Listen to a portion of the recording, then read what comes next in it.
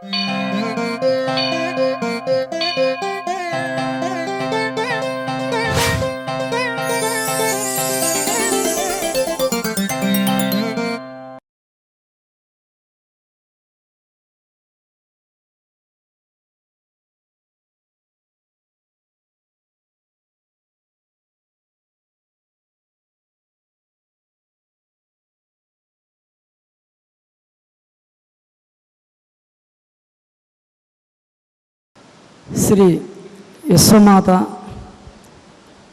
Trust వారు నిర్వహిస్తున్నటువంటి విశ్వగురు సమ్మేళనంలో వేదిక మీద ఆసీనులైనటువంటి గురువులు, పూజ్యులు, యోగులు అందరూ కూడా నమస్కరిస్తూ, అదేవిధంగా ఈ సభలో ఉండేటటువంటి అందరూ యోగులే, ఇక్కడ ఉండేవాళ్ళు అందరూ సాధకులే, అందరూ పరబ్రహ్మ స్వరూపులే, అందరూ కూడా నమస్కారాలు తెలియజేస్తున్నాం. ఈ యొక్క ఆధునిక జీవన విధానంలో శారీరక శ్రమ తగ్గుతుంది.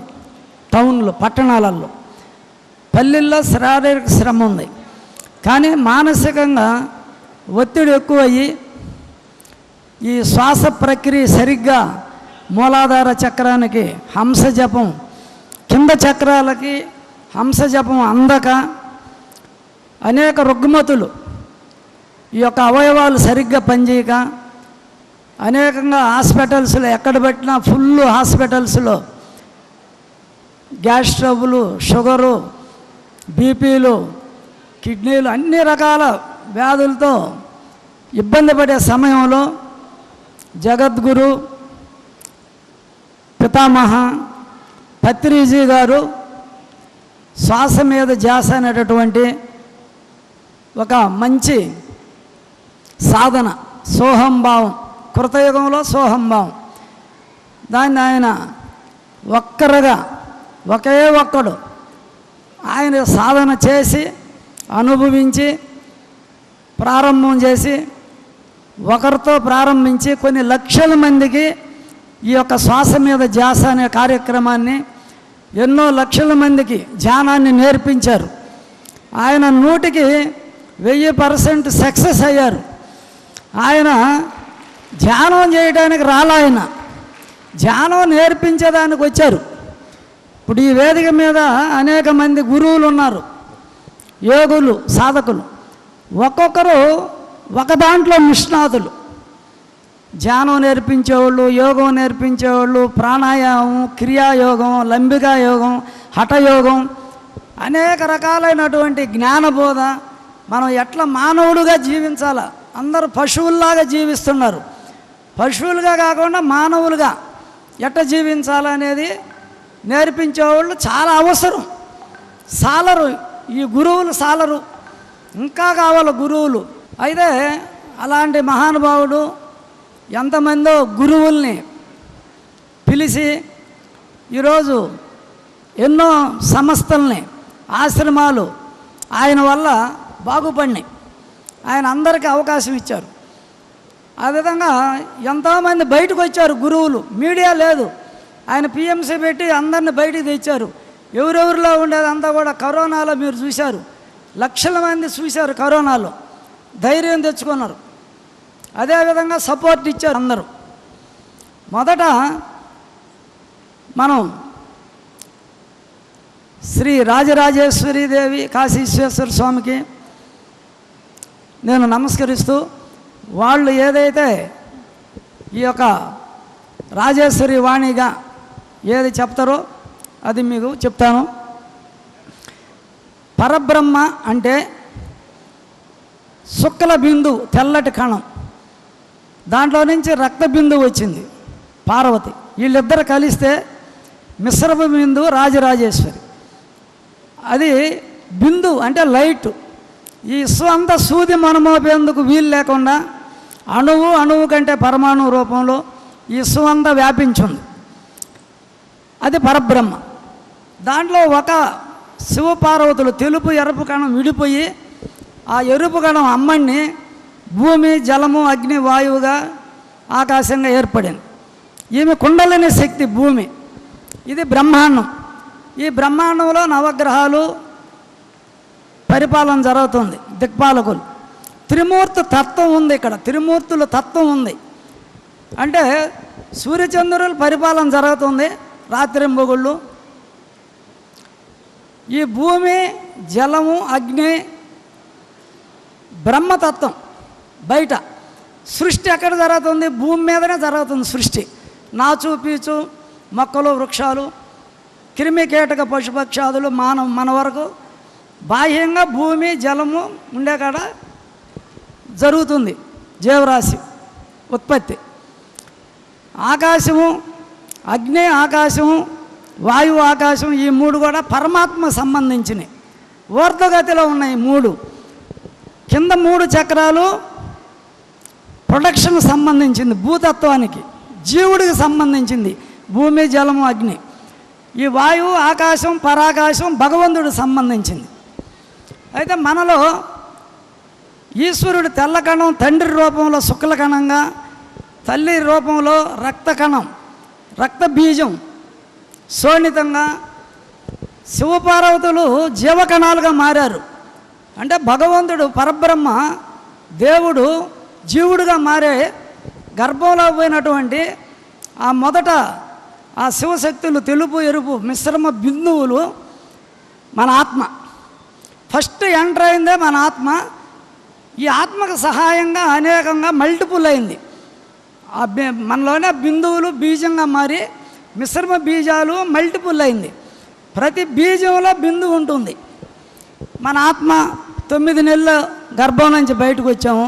శ్వాస మొదలవుతూనే, చంద్రస్వరం మొదలవుతూనే కుండలిని కిందకు వస్తుంది, అమ్మని అగ్ని కిందకు వస్తుంది. ఇక్కడ మనకి ఆత్మ, జ్ఞానం, బుద్ధి, మనసు, అంతఃకరణాలు అవి ఇక్కడ ఆజ్ఞా నుంచి సహస్రారానికి శివతత్వం. ఆజ్ఞా సహస్రారం కైలాసం. కంఠానికి కింద ప్రకృతి, పరమాత్మ రెండు ఉన్నాయి. ఎందువల్ల? చంద్రస్వరం బీజం, సూర్యస్వరం బిందు. ఈ రెండు విడివిడిగా 2.5 గంట ఉచ్ఛ్వాస నిశ్వాసాలు ఆడుతున్నాయి. ఈ చంద్రస్వరం ఆడినంచేపు కుండలిని కిందే ఉంటుంది అమ్మని. ఈ పంచభూతాలు, పంచ తన్మాత్రలు, శబ్ద స్పర్శ రూపరసగంధాదులు, కర్మేంద్రియాలు, జ్ఞానేంద్రియాలు 20. ఈ మనసు, బుద్ధి, చిత్తము, అహంకారం అనే 24 తత్వాలు ఉచ్ఛ్వాస నిశ్వాసాల వల్ల ఏర్పడినాయి. దాంట్లో పంచకోశాలుగా మనం చెప్పుకుంటున్నాం. మణిపూరక చక్రానికి కింద అన్నమయ కోశం 3 చక్రాలు, హృదయం ప్రాణమయ కోశం, ఆజ్ఞాచక్రం మనోమయ కోశం, బుద్ధి విజ్ఞానమయ కోశం, ఆత్మ ఆనందమయ కోశం. ఇవన్నీ ఏర్పడి మనం జీవిస్తున్నాం. మనకు ఎన్నో రకాల వృత్తులు, 12 రాసుల వల్ల అనేక వృత్తులు. ఇప్పుడు నువ్వు జీవుడివి. ఎందువల్ల? చంద్రస్వరం, సూర్యస్వరం 2.5 గంట విడివిడిగా ఆడుతుంది కాబట్టి చంద్రస్వరం ఆడితే అక్షరాలు, పదాలు, కవిత్వం, పాండిత్యం, అష్టావధానం, శతావధానం. చంద్రస్వరం ఆడినంచేపు మనసు, శుక్రాచార్యుడు, మన కోరికలు మళ్ళీ కొత్తవి పుడతా ఉంటాయి. అందువల్ల ఇది బ్రహ్మతత్వం. శుక్రాచార్యుడు చంద్రస్వరం 2.5 గంట. మనం ఏదైనా పండు తింటున్నా, అన్నం తింటున్నా, ఒక సినిమా చూస్తున్నా కొన్ని రెట్లు అది ఆకర్షణగా ఉంటుంది. సూర్యస్వరం వచ్చి బృహస్పతి, బుద్ధి, జ్ఞానం, ఆత్మ. ఈ శరీరంలో శక్తినిచ్చేది సూర్యస్వరం, జ్ఞానాన్ని ఇచ్చేది. అందుకని ఇద్దరు ఇక్కడ ఉన్నారు. అయితే ఇది 2.5 గంట మారుతున్నందువల్ల జీవుడుగానే ఉన్నాం మనం, దేవుడు కాల. అందువల్ల ఇక్కడ ఈ కంఠానికి కింద ఈ అండపిండ బ్రహ్మాండాలు, త్రిమూర్తులు, సృష్టి స్థితి లయలు, కంఠానికి కింద మూలాధారం, స్వాధిష్టానం, బ్రహ్మ సృష్టి, మణిపూరకం అధికారం అంటే స్థితి, హృదయం, కంఠం ఈశ్వరుడు, సదాశివుడు, లయం. సృష్టి స్థితి లయాలు ఈ శ్వాస పూరకం జరిగినప్పుడు బ్రహ్మతత్వంలోకి వెళ్ళిపోతాం మనం. బయటకు వదిలేటప్పుడు విష్ణుతత్వం, బయటకు వదిలి తీసుకునే గ్యాప్ వచ్చి ఈశ్వరత్వం. సృష్టి స్థితి లయలు ప్రతి నిమిషానికి మన లోపల 9 సార్లు సృష్టి స్థితి లయాలని శ్వాస ద్వారా జరుగుతున్నాయి. ఇప్పుడు మనం జీవుడుగానే ఉన్నారు అందరూ. ఈ శ్వాస కిందకి ఆడుతూ ఉంటే మూలాధారం నుంచి మనకి జీవత్వంలో ఆ సృష్టి స్థితిలో అంటే మనం త్రిపుర సుందరి, త్రిపురాంతకుడు, త్రిపురాసురుడు, ఈ శ్వాస కిందకి ఆడుతుండని చెప్పు త్రిపురాసురులు అందరూ మూలాధారం నుంచి కంఠాన్ని నుంచి కిందకి శ్వాస హంస జపం మారుతూ ఉంటుంది. ఉదయం 6 నుంచి పైదాకా వస్తుంది, మళ్ళీ ఉదయం కింద పోద్ది. ఈ త్రిపురాసురులుగానే మనం జీవితం గడుపుతున్నాం. ఇప్పుడు త్రిపురాంతకులు అవ్వాలి మనం అంటే ఆజ్ఞాచక్రంలో శ్వాస మీద ధ్యాస పెట్టాలా. ఆజ్ఞాచక్రంలో శ్వాస మీద ధ్యాస పెట్టి ధ్యానం చేస్తే ఈ శ్వాస కిందకి దిగకుండా 3 బంధనాలు పడిపోతాయి. ఫస్ట్ మూల బంధనం, వడ్డాణ బంధనం, పైన ఆజ్ఞాచక్రంలో శ్వాస ఆగి శ్వాస లైవ్ అవుతుంది ధ్యానం చేస్తే. పిఎంసీలో అందరూ ఆ స్థితికి పోయారు, శ్వాస లైవ్ అయింది సీనియర్ మాస్టర్లు అందరికీ. అయితే ఇక్కడి నుంచి పైకి పరబ్రహ్మ ఆత్మ ఫస్ట్ తండ్రి కణం ఏడా ఉంది తెల్లది మన ఆత్మ, ఒక చిన్న అమృతలింగం ఉంటుంది. ఈ శ్వాస ఆజ్ఞాచక్రం నుంచి పైకి ఆడుతుంది. పరాలోకి హంస జపం ఆడితే ఈ శ్వాస పరమేశ్వరుడు. చాలామంది పిరమిడ్ మాస్టర్లు కానటువంటి వాళ్ళు కూడా ఎంతోమంది వేల మంది ధ్యానం చేసి ఈ శ్వాస కిందకి 3 బంధనాలు పడి పైకి శ్వాస ఆడితే పరమేశ్వరుడు. అంటే మనం ఎంఏ పిహెచ్డి అయిపోయింది, శ్వాస లయం అయిపోయింది, నువ్వు పరబ్రహ్మ స్థితికి వచ్చేసావు. సమాధే, బతికున్నప్పుడే సమాధిలో ఉండాలి మనం, బతికున్నప్పుడే పరబ్రహ్మ స్థితిని అనుభవిస్తున్నాం. ఎవరు ధ్యానం చేసేవాళ్ళే, ఎవరు ధ్యానం చేస్తారో ఆజ్ఞాచక్రంలో వాళ్ళు హంస జపం పైకి ఆడుతుంది, వాళ్ళు పరబ్రహ్మ పరమేశ్వరుడు. ఇది ఎవరికి వాళ్ళు తెలుసుకోవాలా. తెలుసుకోకపోతే పెద్దలు చెప్పినట్టు ఆ రహస్యం తెలుసుకోవాలా. అదే నువ్వు పైకి పోయి పరబ్రహ్మ అయినాక దీన్ని బ్రహ్మ విద్య అంటారు. బ్రహ్మ విద్య అంటారు దీన్ని. ధ్యానం చేసి పైగా పోతే ఇది బ్రహ్మ విద్య. కిందకి దింపితే శ్వాసను మళ్ళీ కిందకి దింపాలి మనం. కింద చక్రాల్లో కూడా చెయ్యాలి. చేసినప్పుడు నువ్వు దక్షిణామూర్తి అవుతావు. ప్రతి ఒక్కరూ దక్షిణామూర్తి అవ్వాల. ధ్యానం చేస్తే బ్రహ్మ విద్య, అమృతం అంగిట్లో అమృతం పడుతుంది. ధ్యానం చేస్తే బ్రహ్మ విద్యలో పోతున్నారు అందరూ. కానీ శ్వాసను కిందకి ఆడిస్తే శ్రీ విద్య, ఏదో ఒక స్వరం ఆడిస్తే త్రిపురాసురుడు, 2 ఆడిస్తే సమస్వరము రామ రమేతి, సూర్యస్వరం రా, ఎడం స్వరం మా, రామ రమేతి. ఇప్పుడు మీరందరూ ధ్యానం చేసి సీనియర్ మాస్టర్లు శ్వాస లయమైతే డి విటమిన్ తగ్గుతుంది. ఉత్త ధ్యానమే చేసుకుంటూ ఉంటాం రోజు 2-3 గంటలు, మళ్ళీ మన డ్యూటీలు చేస్తాం.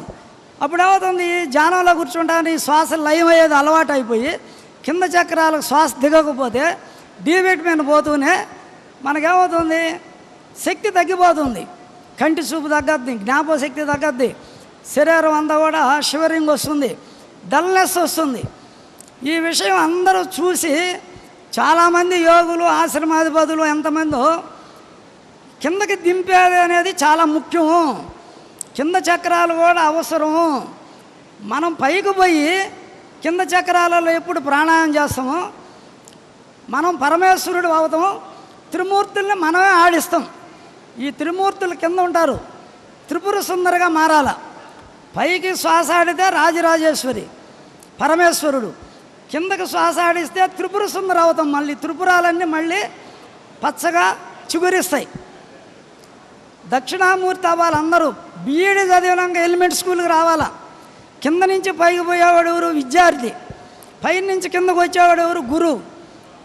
ఇదే సిలబస్, పైకి పోయినా కిందకు వచ్చిన అదే సిలబస్. అందుకని ప్రాణాయామం అనేది అత్యంత అవసరము ఈ రోజుల్లో. ప్రతి ఒక్కరూ ధ్యానం కంటే, ధ్యానం చేయొద్దని చెప్పడంలా, ధ్యానం చేస్తే నువ్వు కైలాసవాసివే. ఆజ్ఞాలో కళ్ళు మూసుకుంటే ఈశ్వరుడివే నువ్వు. కళ్ళు తెరిస్తే సంసారం, జీవుడు, ఇంద్రియాలన్నీ ఫంక్షన్లోకి వస్తాయి.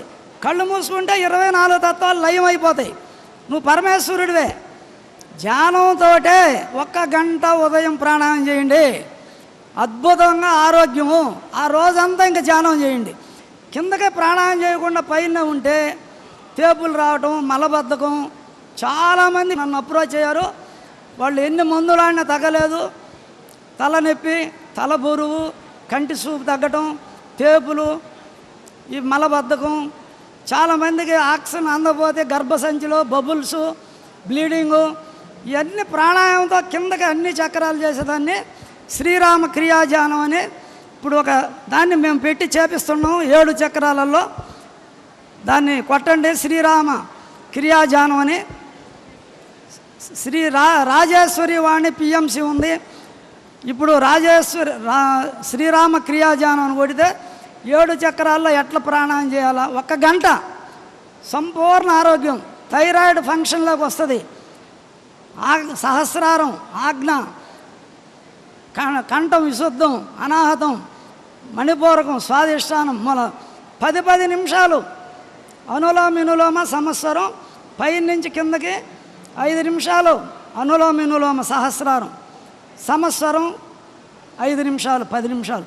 అట్లా ప్రతిదాన్ని కిందకి చేస్తే ఆక్సిజన్ లెవెల్ పెరిగి, ఒంట్లో ఎనర్జీ పెరిగి, బాడీలో ఉండే వాతపిత్త శ్లేషాలు క్లీన్ అయ్యి ఎనర్జీ వస్తుంది.